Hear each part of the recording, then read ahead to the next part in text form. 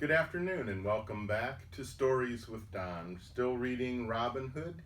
We are on chapter 9 and this title is called Robin Hood Meets a Tanner. In Nottingham town there was not the least doubt about their champion player at quarterstaff. If ever a stranger came there and challenged the players to a bout, the townsmen grinned and sent for Arthur a Blonde. Arthur at once came out of his tampet with the best will in the world, took his great staff, and was ready for a bout. After it, the stranger went away with sore bones, and Arthur a Bland, having tanned the stranger's hide, went back to the tanning of cowhides. So great was his fame that only men from a distance could be induced to play a bout with him. All the local champions knew the terrible power of his great cudgel and gave him best man at once. Now, although Arthur a Bland was a capital tanner, his heart was not altogether in his work. He loved the merry greenwood, and often as he scraped a hide or was soaking his bark, his thoughts fled from the dirty tampet to the pleasant depths of the forest, where the sun shone along the glades and the dappled deer fled silently and swiftly under the shade of the mighty trees. One lovely summer's morning, he threw his work by and resolved, come what would, he would spend this glorious day in the greenwood and catch a glimpse of the wild red deer and of the free open-air life for which he longed. So he took his bow and arrows and great quarterstaff, without which he never moved, and set off to Sherwood to spend a day in the depths of the woodland. The day was very warm, and after Arthur a Bland had spent 3 hours or more walking deeper and deeper into the forest, he was hot and a trifle tired, and he threw himself down to rest on a mossy bank under a hazel thicket. As he lay there, he caught a glimpse of the sight which gave more pleasure to his eyes than anything else on earth, a herd of the graceful dappled deer moving slowly along a distant glade. Arthur watched them some time and saw that the deer were coming towards him, and as the wind blew from them to him, they were not likely to discover his presence. A lordly stag led the herd, and Arthur's fingers itched for a shot at the splendid deer. So he strung his bow and fitted an arrow on the string, and began to creep upwind towards the herd. Now Arthur did not know it, but a tall, well-built man, clad in Lincoln green, was watching his very movement, and the man was Robin Hood himself. At first, Robin had thought it was one of his own men, but the tanner's leather... Got somebody mowing outside, just a second. But the tanner's leathern doublet and hood soon put that idea out of his mind. By Our Lady, this is passing strange, murmured Robin. This fellow is neither one of mine, nor is he a forester. What doth he make in the greenwood? Marry, but the impudent knave is coolly marking down one of our finest deer. When Robin said our deer, he meant himself and the king, for Robin was by now so much a lord of the greenwood that he reckoned that he had equal rights in the deer with the king himself. So Robin was up in arms at once at the idea of some fellow in leathern coat and hood letting an arrow fly at one of his noble stags. So he stepped forward and called to the stranger. Hark ye, bold fellow, who are you who dares to poach so boldly? In sooth, to be brief, thou lookest like a common thief come to steal the king's deer. Arthur a Bland looked hard at the newcomer.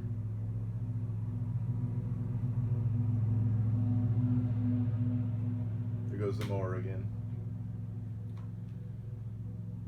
This is no forester, thought Arthur. I know them one and all, and I care not for anyone else. So he spoke up boldly. And who are you to bid me stand with such clamor that my shot has been spoiled? I am one who keeps this forest, replied Robin Hood, and I watch the deer for the king and for myself. Therefore I must stay you from going deeper into the forest. Where are the others? Demanded Arthur a Bland. What others, fellow? Demanded Robin. The others you will need at your back before you can stay with me, replied Arthur a Bland with a grin. Robin's quick temper rose at once at the hint that he could not stop the stranger by himself.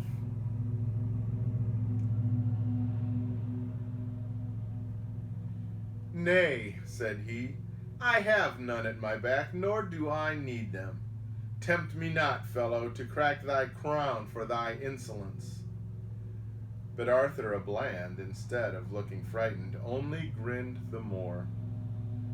Marry, my fine keeper, said he.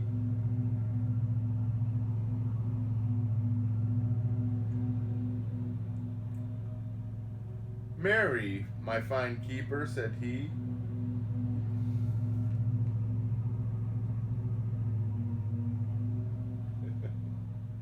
We'll try this again here.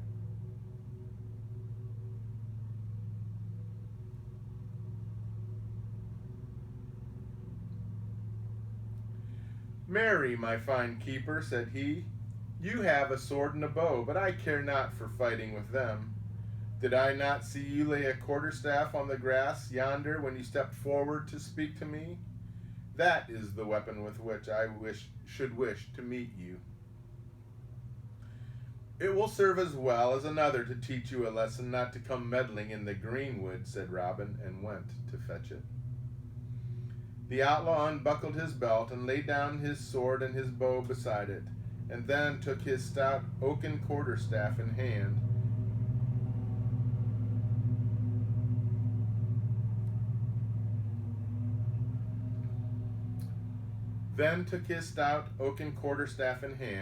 And faced the tanner. Arthur a Bland had his staff ready poised, and held it in such fashion that Robin Hood knew at a glance that here was a good player. Wait a minute, said Robin. Fair play in old England forever. My staff is longer than thine, I think. Let us measure, and I will cut mine shorter, or it will be foul play. Let the length pass, said Arthur a Bland with a careless laugh. Mine is long enough to drub you soundly. It is of oak so free, 8 foot and a half. It will knock down a calf, and I hope it will knock down thee. At this, Robin's quick temper was up again in an instant, and he let fly at the tanner with his quarterstaff, a stroke sudden as lightning. Arthur a Bland only partly checked it, and the heavy cudgel rang 1 o'clock on his pate and drew blood. But his return stroke was instant, and was so cleverly delivered that Robin failed to parry, and got a return knock on the head, so that the blood trickled down freely, and they were square, with a broken head apiece. That shrewd stroke and counterstroke had taught both men that each had a tough opponent, and now they faced each other warily, and made feint and counterfeint, blow and counterblow, their tough oak staves ringing and rattling as they clashed together. Arthur a Bland had been expecting to gain another of his easy victories, for no common man could stand before him for 5 minutes. But he soon began to think this keeper the finest fellow who had ever crossed quarterstaff with him. On his side, Robin was of opinion that this fellow in leathern coat and hood was the toughest blade he had ever met. Robin tried every trick he knew, but the other knew a trick worth 2 of it, and the outlaw got more than 1 or 2 shrewd bangs, while his staff hardly ever got home on the leathern coat. But Robin put in everything he knew, and strove with all his strength and skill to gain the victory. Around and around they fought, striving like 2 wild boars to injure each other. For more than 2 hours they struggled, making the wood ring with the fury of their blows. At last, these 2 well-matched champions fell apart from sheer weariness, and each leaned on his staff, gasping for breath, with the sweat pouring in streams down his face. "Hold thy hand, good fellow," said Robin. "We'll let this quarrel fall. We shall but bang each other about in vain. I make thee free of Sherwood Forest." "Thank you for nothing," chuckled Arthur a Bland. "If freedom I've bought, I may thank my staff and not thee." "What are you, and where do you come from?" cried Robin Hood. "Let us know more of each other, I pray thee." "I am a tanner," replied Arthur. "I have plied my trade for many a year in Nottingham, and if thou wilt come there, I'll tan thy hide for nothing." "Come then, leave your tanner's trade," cried Robin. "Come live in the greenwood with me. I vow thou art the stoutest man of thy hands that ever I met, since I gained brave Little John to my band." "Little John, sayest thou?" cried Arthur a Bland. "Methinks I begin to suspect who hath played so stout a staff with me. And what is thy name?" "I am Robin Hood," replied the outlaw. "Body o' me," cried the tanner, "and are you indeed the prince of the outlaws who roam the merry greenwood? My heart has been with you many a day, so here's my hand. My name's Arthur a Blond. We two will never depart." "Welcome, Arthur a Blond, to our company," said Robin Hood as they shook hands, "for you play as stout a staff as our own Little John." Then Arthur said, "Prithee, tell me, where is Little John? We are kinsmen, and I love him dearly." "What? You wish to see Little John?" said Robin. "That is soon done, for my faithful follower is never at any great distance from his master." And with that, Robin put a horn to his lips and blew a long, shrill blast. In a short time, a tall man came running through the trees and hurrying up to them. "What is the matter, master?" cried Little John. "Pray tell me. You have cast aside your sword and bow, and stand with staff in hand against this fellow. I fear all is not well with thee." Little John might well say that, for the blood had run over Robin's face and dried on it till he looked a strange and sorry figure. But Robin laughed and said, "Indeed, I have a good fortune to be standing. This bonny blade beside thee is a master of his trade, for he hath soundly tanned my hide." "He is to be praised for being so clever as to do that," cried Little John. "But he shall never dress down my master and think I will not take the matter up. If he be so stout, we will have a bout, and he shall tan my hide too." "No, no," cried Robin Hood. "There has been fighting enough. Besides, 'twere shame for kinsmen to meet in battle, for as I do understand, he's a yeoman good of thine own blood, and his name is Arthur a Blond." "Not my cousin Arthur a Blond, the best quarterstaff in Nottingham town?" cried Little John. "Aye, Little John, I am here," said the tanner, stepping forward and throwing back his leathern hood. "Welcome, cousin, to the forest," called Little John joyously, and the kinsmen gripped each other's hands. And Arthur said, "From this day a forest man am I, to live and die with you." Robin Hood was delighted to get so bold a recruit, and Little John and Arthur a Bland were full of joy to meet again.